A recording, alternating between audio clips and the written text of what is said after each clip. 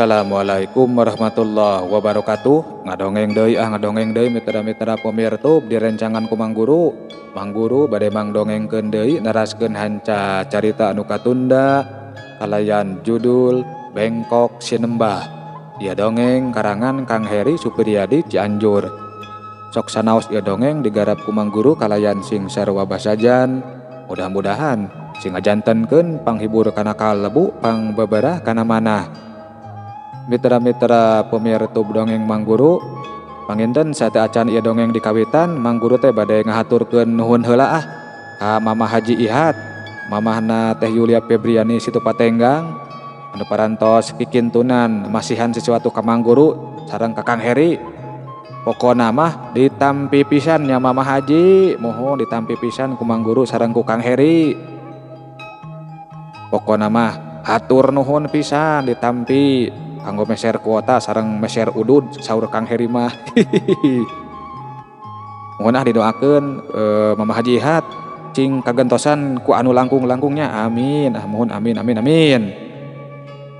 Hayu supados teu nyangkolong kana waktos, urang sami-sami ngabandungan deui kumaha jujutan jucungna ieu carios. Sok kaparayun sadayana. Mitra-mitra pemirsa dongeng Mang Guru, siga anu kasirep Kang Anan ukur unggek sarta ngagugu kana pangajak eta wanoja ge Kang Anan diuk pagegeye jeung Nyi Komala dina tungtung risbang. Rasa endah dak nu badakan nyaliara ceceleket ngeusian sakur-sakur lolongkrang rasana. Ragamang Nyi Komala mimiti meulitkeun leungeunna kana cangkeng Kang Anan. Kang Anan mah ngan saukur cicing bari ngararasakeun getih birahi anu mimiti pating saleor karasana. Nyai saupami tekebat Kang Anan nyaritana cabab Nyi Komala kaburu ngantelkeun curug kana bibirna. Kang Anan padu tetep jeung Nyi Komala. Nyeh Nyi Komala seuri asa beuki geulis katempona ku Kang Anan mah calepot. Nyi Komala nyium bibir Kang Anan teu bisa nolak. Kang Anan males ngenyot bibir wanoja geulis anu keur ogo ka dirina.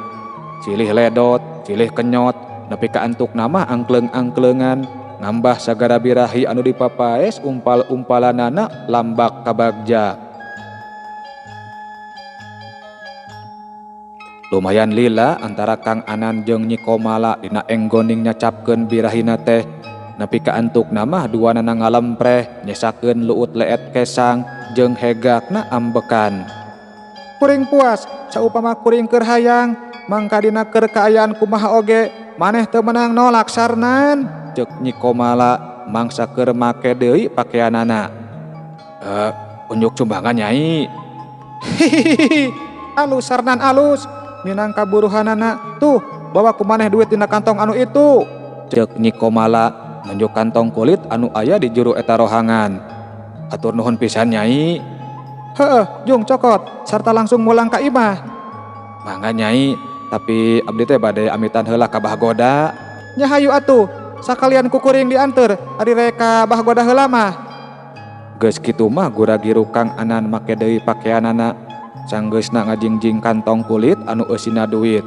Kang Anan ngagedig ninggalkeun eta guha dituturkeun ku Nyi Komala. Sakaluarna Kang Anan jeung Nyi Komala dak nu badakan kaayaan guha jadi poek deui siga samemehna. Mah geus hasil jalu, tanya Bahgoda. Sadatangna Kang Anan siga anu ngahaja ngadaguan di buruan imahna.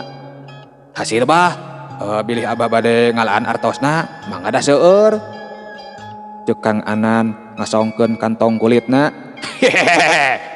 Hayang anyok ieu abah mah je kop bae bawa ku manyeh. Abah mah hayang oge cau muli. Tapi engke deui we saupama manyeh parang ka dieu deui.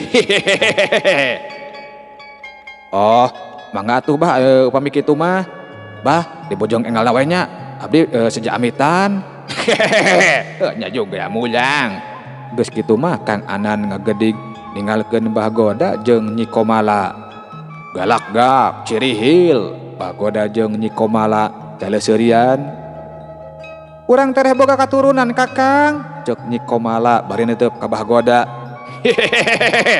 Ayus Nyai ayus, sedangkan bangsa orang aya penerusnya.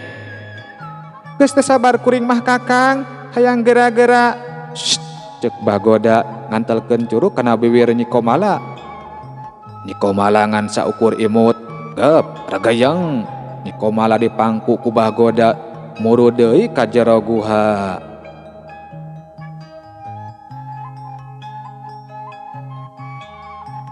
Mitra-mitra pemirsa dongeng Mangguru, hawa peuting beuki tiis, sesapurnama lumayan cangra nyaangan buana, anjing babaung ti jauhna, kalan-kalan sora londok jeung buek milu ngalokan, siga nu hayang mirig lengkah saurang lalaki anu keur lumampah mapae jalan satapak di sisi pilemburan. Anu tetela geuning eta lalaki teh tayalian ti Kang Anan. Kamana jor nasi ontohon saryo teh? Gerendengna Kang Anan bari teu eureun reutret ka sabudeureunana. Sakedapan mah Kang Anan ngeureunkeun heula lengkahna. Ayeuna aing kudu kumaha nya? Lamun asup ka lembur pikeun minta tulung ka anu boga motor, sieun disangka bangsat. Ari kudu leumpang, hoream ari geus peuting kieu mah. Gerendengna deui Kang Anan. Ret Kang Anan kana karung anu ngalumbuk di sisi jalan. Urut karung wadah gemuk sigana mah. Karung dipariksa lumayan rada alus keneh, bas kantong kulit anu eusina duit dibebaskeun kana karung, sangkan teu nyurigakeun teuing ari maksudna mah. Geus kitu mah Kang Anan maksakeun deui ngalengkahkeun sukuna, mapae jalan anu muru ka lembur Sukadaang, da ari asup ka lembur Cipulut pikeun menta tulung ka anu boga motor mah asa teu wani. Kang Anan nikreuh dina simpena peuting, sanajan jauh tapi Kang Anan teu eureun ngalengkahkeun sukuna, nepi ka entukna mah beras ka jalan anu rada lega. Sabot keur anteng leumpang bari nyawang naon-naon anu geus karandapan. Hawar-hawar kadenge ku Kang Anan aya suara motor anu ngadeuketan ka palebah dinya. Teu lila antarana ka tembok ngagebrai lampu motorna, beuki lila beuki ngadeuketan. Nepi ka entukna mah reg eta motor eureun dihareupeun Kang Anan. Bade ka mana Kang? Tanya anu mawa motor. Kituna teh bari nalak-nalak banget Kang Anan. Kawengian di jalan puguh ge abdi teh milarian ojek tos teu aya riwayah kieu mah. Manawi kersa atuh akang ngajajabkeun abdi, tembal Kang Anan. Emangna bade ka mana kitu? Bade ka Sukadaang. Be, name bieu mah abdi oge nganterkeun jalmi ka Sukadaang teh. Salah namina teh hilap deui. Karyo upami telepat mah. Oyo paling ge Kang. Tah eta leres, namina teh Oyo Kang. Oh, rencangan abdi atuh eta mah Kang. Abdi sareng anjeunna teh papisah di jalan. Kumaha? Kerjaan teu kinten-kintenna upami jajab abdi. Teu kiat ku capek duh ari kedah nikreuh mah. Duh, kumahanya? Tos wengi teuing ieu teh Kang. Da ari saleresna mah abdi mah teu ngojek. Ari tadi mah kersa nganter soteh pedah we hawatos. Kang Anan teu langsung nyarita deui, gancang ngodok sakuna. Ya, sakieu kerjaan teu, cek Kang Anan nyodorkeun duit anu kawilang gede. Ngahaja cina kasebrot ku lampu motor, sangkan katempoeun ku nu mawa motorna. Waduh, laras ieu teh Kang. Cek anu boga motor siga anu teu percaya ditawaran duit anu sakitu gede ajena. Ya laras atuh. Hayu atuh pami kitu mah Kang. Dupi eta nyandak naon? Bibit jaat. Ngahaja pugu oge ka Cipulut teh milarian bibit jaat. Ari di Sukadaang mah to sesah doh. Cek Kang Anan ngareka carita. Anu boga motor ngan saukur unggut-unggutan, sanggeus duit ongkos ditarima sarta dibebaskeun kana pesak calanana. Budak giru anu boga motor mengkolkeun kendaraanana. Geus kitu mah celak Kang Anan numpak geuleyeung motor maju sarta beuki lila beuki ngajauhan lembur Cipulut. Mitra-mitra pemirsa dongeng Mangguru, teu lila teuing ari kana motor mah lalampahan ti Cipulut ka lembur Sukadaang teh. Ngan ukur dina waktu satengah jam oge Kang Anan geus nepi deui ka lemburna. Di dieu we Kang, cek Kang Anan dibarengan ku nepak tak-tak anu mawa kendaraan. Reg motor eureun, jerut Kang Anan turun. Moal dugi ka bumi Kang. Sesa ari dugi ka bumi mah, da jalanna oge seueur tetena. Anu boga motor ngan saukur unggut-unggutan, sanggeus mengkolkeun motor sarta amitan, Geleyeung motor ninggalkeun Kang Anan. Saleosna motor Kang Anan gura-giru mulang ka imahna. Nyai, geus sare. Gorowokna Kang Anan bari ngetorokan panto. Simpe tayuhna mah Nyi Sari geus ngagebrak. Nyai. Sanggeus lumayan lilana Kang Anan ngagedoran panto mah teu burung Nyi Sari oge hudang. Raketna palupuh anu katincak ku Nyi Sari. Eces pisan ari dina kaayaan peuting anu geus jempling mah. Raket panto imah dibuka. Akang, mane wengi-wengi teuing, panginten teh bade ngawengi di ditu, ceuk Nyi Sari bari ngucek-ngucek matana. Korea mari kudu meuting mah Nyi, malangkan Nyai deui bisi karasa beuteung. Dupi eta teh nyandak naon Kang? Ceuk Nyi Sari nunjuk kana karung. Duit Nyi. Hihi, akang mah wayah kieu ngajak ngabodor. Ceuk Nyi Sari malah nyeleuketeuk. Kang Anan mah ngan saukur milu seuri. Karung dijingjing dibawa ka jero imah. Sanggeus nulakan deui panto mah Nyi Sari oge ngadedod nuturkeun salakina. Brum, karung setengah dialungkeun. Mangsa Kang Anan geus aya kapatengahan. Ge Kang Anan diuk. Kang, eta teh nyandak naon? Tanya Nyi Sari deui. Engkewe buka ku sorangan. Ieu nama pangmawakeun heula cai akang teh hanaang Nyi. Bade sakantanan tuang Kang. Aya kitu dahareunana. Aya keneh sanggumah Kang. Teri sareng sambal goang tilas anjing oge araya keneh. Teu nyajong atuh bawa ka dieu. Geus lapar kita tadi akang mah. Nyi Sari ngan saukur unggeuk. Anu saterusna mah ngoloyong ka rohangan dapur. Kalayan tekung serila oge geus ngurunyung deui bari mawa cangkir jeung sangu anu geus diwadahan kana piring. Ari Nyai geus dahar? Tanya Kang Anan. Geus jadi kebiasaan ari Kang Anan mah samemeh dirina ngahuap teh cok nanya kitu heula. Bisi pamajikanana teu dahar demi kanyaahna ka dirina. Atos abdi mah Kang, eta mah ngahaja nyesakeun kanggo akang. Kanggo enjing mah aya keneh sampe. Isukan mah urang meuli bea sakarung, olah singeuna, hayang acar lauk emas jeung opor hayam akang mah Nyi. Geus lila teu ngadahar anu kalaritu. Hihi, awas anu nyawai akang mah nyarios teh. Ceuk Nyi Sari malah seuri. Kang Anan mah ngan saukur milu seuri, mangsa kekecapanana dianggap heureuy ku anu jadi pamajikanna teh. Pergot nginum citeh tiis, anu saterusna mah nyalembek ngadahar sangu anu deungeuna ngan ukur jeung teri 10 sarta sambel goang satungtung sendok. Akang, eta anu dina karung teh naon? Tanya Nyi Sari deui pikeun anu kasakitu kalina. Ceuk akang oge buka ku sorangan Nyai. Tembal Kang Anan semu ngosom. Teu ngomong deui. Nyi Sari ngolesed ngadeuketan karung. Karung dibukakeun, rada kurang kerung mangsa Nyi Sari nempok kantong kulit. Kalayan hese beleke kantong kulit dikaluarkeun. Karungna ditelepan sarta ditunda di jero eta rohangan. Kaayan siga anu pinuh ku kapanasaran, Nyi Sari mimiting udar tali anu meungkeut tungtung kantong kulit bawa salakina. Ari Kang Anan mah api-api teu nempo, jongjon wae cacaleuhakan siga anu nikmat pisan. Akang, ceuk Nyi Sari setengah ngagoak. Sanggeusna nganyahoankeun eusi kantong kulit, anu tetela bener. Eusina mangrupa gepokan duit anu pohara gede hargana. Hehe, bejaan teu percaya Nyai mah. Ceuk Kang Anan ngahehe kalem kacida. Ari Nyi Sari mah siga anu can percaya kana tetempoanana. Bahamna masih keneh calangap, matana molohok teu ngiceup-ngiceup. Ieu artos di mana Kang? Tanya Nyi Sari sanggeus kumpul pangacianana. Engkewe ku akang dijelaskeun mah Nyi. Ieu mah kagok akangna keur dahar. Jabah hayang reureuh heula, jung tundak di kamar. Tembal Kang Anan bari teu eureun ngagayem sanguna. Kade kenging mau Kang. Hehe. Apan akang teh balik tatanya Nyi, lain balik ngabangsat. Emangna anu tataro sok langsung?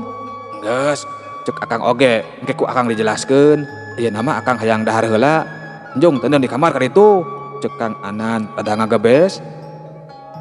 Geus dikitukeun mah Nyi Sari ngoloyong neundeun eta duit ka kamarna.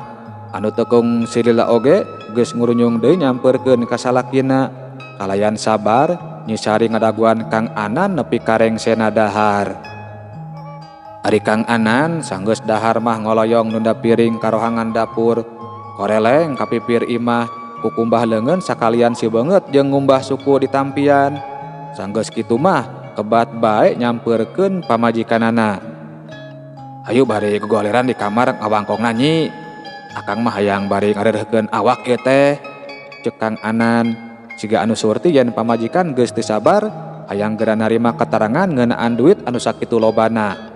Kang Anan miheulaan asup ka jero kamar, Nyisari nuturkeun goledag Kang Anan ngagoler dina kasur lepet anu seprena geus teu puguh rupa. Ari Nyisari mah ngan saukur emok neuteub beungeut salakina anu katempona siga anu pohara capena. Janten eta artos teh kenging ti mana Kang? Tanya Nyisari kalayan leuleuy. Dadak-dak we Kang Anan nyaritakeun ngeunaan asal muasalna eta duit. Tapi ari perkara dirina anu ngumbar birahi jeung Nyi Komala mah teu dibejakeun. Janten akang teh munjung, ceuk Nyisari siga anu pohara reuwasna. Lain munjung beureun Nyi, ieu mah ngan ukur silih tulungan. Manehna nulungan urang ku harta banda, kalayan syarat urang daek nulungan ka manehna. Pikeun kapihapean utun inji dina mangsa manehna keur kakandungan, da dina beuteung manehna mah utun inji teh teu bisa lila hirupna. Atuh abdi teh kedah ngandung anak siluman Kang. Hi amit-amit, ceuk Nyisari bari bibiri gidigan. Heuh nyakeun bae atuh Nyi, pan ieu teh demi pikahareupeun hirup urang, geus bosen akang mah hirup balangsak wae teh. Keun bae da moal menta wadal ieu. Sieun abdi mah Kang. Tenang Nyai moal naon. Nu penting mah ti ayeuna kaharep urang bisa hirup senang, anak urang bisa kaurus, atuh urang oge moal nepi ka hirup kalunta-lunta alatan ieu imah dijabal ku Pak Odang. Sakedapan mah Nyisari ngan saukur hulang-hulang sorangan, teu salah-salah teuing ari kitu teh mah kekecapan salakina teh. Tapi yakin Kang moal naon? Ceuk Nyisari siga anu was-was. Moal naon Nyi, sing yakin ka akang. Tapi Kang Oyo mah tong sin apaleun yen akang geus hasil. Da manehna mah geus puguh gagal apanan.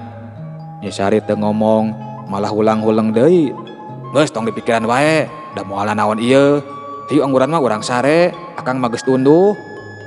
Nyisari ngan saukur unggeuk goledag digigireun salakina. Tukung silila oge Kang Anan mah geus ngagebrak. Tinggal Nyisari anu masih keneh hulang-hulang sorangan, kasieun karempan kahariwang jeung anu sejena pagalo dina dirina. Mitra-mitra pemirsa Budangeng Mangguru, manuk leutik rarecet nadahan tangkal, cilih berik acelog-acelogan, lir anu keur arocon kalayan gumbira pisan, nggoning mapag handetna panon poe anu moncorong ti tebeh wetan. Ilaharna di wewengkon pilemburan anu kalolobaan kasabna kana tatanen. Isuk-isuk keneh geus loba warga anu balawiri, anu manggul pacul, anu manggul gemuk, anu mawa selang keur nyeboran pepelakan, anu ngagandong kompaan jeung sajabana. Boga kebon jang Anan.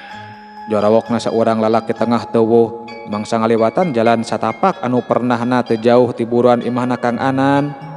Henteu Mang, koream da pepelakana oge gararing. Mamang bade ka kebon. Tembal Kang Anan anu harita keur nyuruput cikopi di tepas imah, kalayan ditungtungan ku pananya deui. Nyajang boga rameuseun saeutik. Kang Anan ngan saukur unggut-unggutan, geus kitu mah eta lalaki ngaleos neruskeun deui lengkahna. Geus jadi kabiasaan ari di lembur mah saupama pasangrok jeung batur teh sok silih tanya, sanajan ceuk paribasana mah ngan ukur sakecap. Kang, sangu sareng opor hayamna tos asak, ceuk Nyisari ngurunyung nyampeurkeun ka salakina. Nya, kelana hayang ngopi heula. Geus lila akang mah tara ngopi. Sok diuk heula sakedeung Nyi, akang aya picaritaeun. Nyisari teu ngomong, gek emok dihareupeun salakina. Nyai, keur saheulaanan mah sawarjarna heula we nya ulah wakan nembongkeun kekayaan urang ka batur. Bisi ngondang kacuriga. Kapanan sararea oge geus arapaleun kana kahirupan urang anu sarwa warit serta teboga pakasaban anu beunang diandalkeun. Ceuk Kang Anan dari pisan. Mohon Kang abdi oge ngartos. Asa sae keneh kitu. Matak tadi oge meser beas teh mung 2 liter wae. Daging hayam we setengah kilo. Ya syukur atuh ari ngarti mah. Engke oge ari geus waktuna mah sabat ae nyi. Mohon Kang.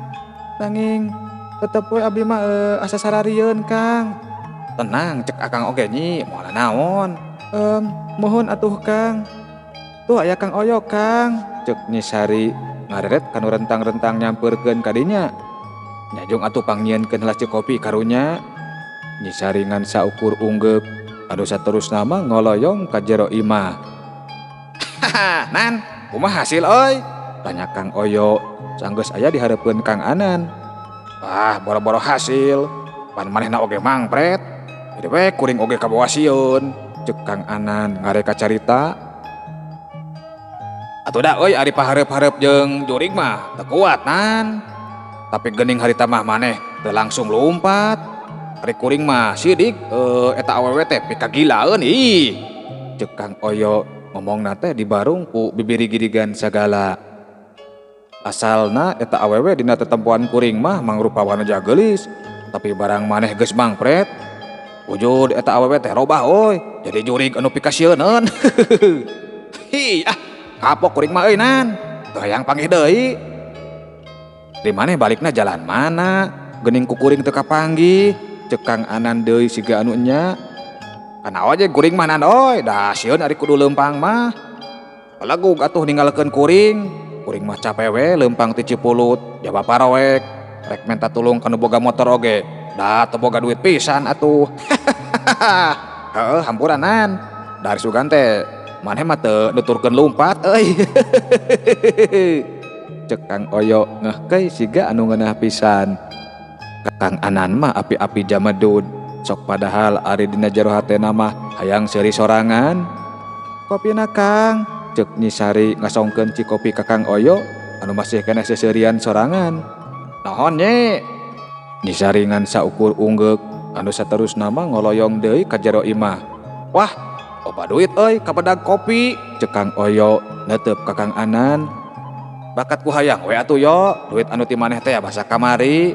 Hitung-hitung ngubaran stres we balukar panggih jeung jurig. Cek Kang Oyo seseurian deui. Kang Anan oge jadi pipilueun seuri sok sanajan teu sarua perkara anu keur diseungseurikeunana.